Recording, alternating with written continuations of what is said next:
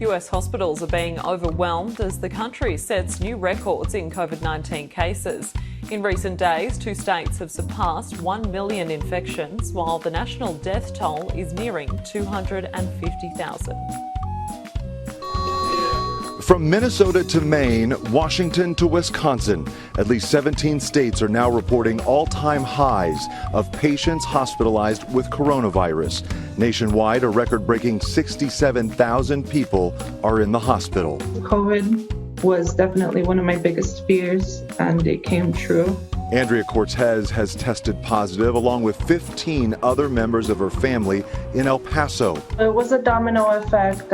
My uncle got my grandfather got my grandmother got my mom and my uncle. Mortality rates are not as high as the number of new cases coming in. Doctors say that's largely because they've gotten better at treating the virus, but warn, don't let that fool you.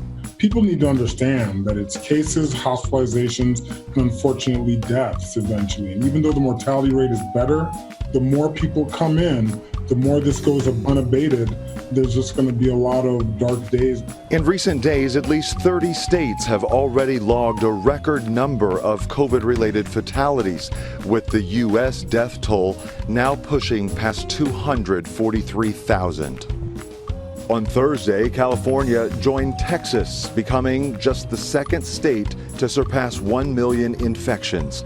While in Massachusetts, where more than 10,000 people have already died, the latest outlook is bleak. Since Labor Day here in Massachusetts, cases have increased by 7 times, and over the same period of time, hospitalizations have increased by 2 times. Wisconsin is another hot zone. The number of new daily cases there now surpassing New York City's spring caseload at the height of the pandemic.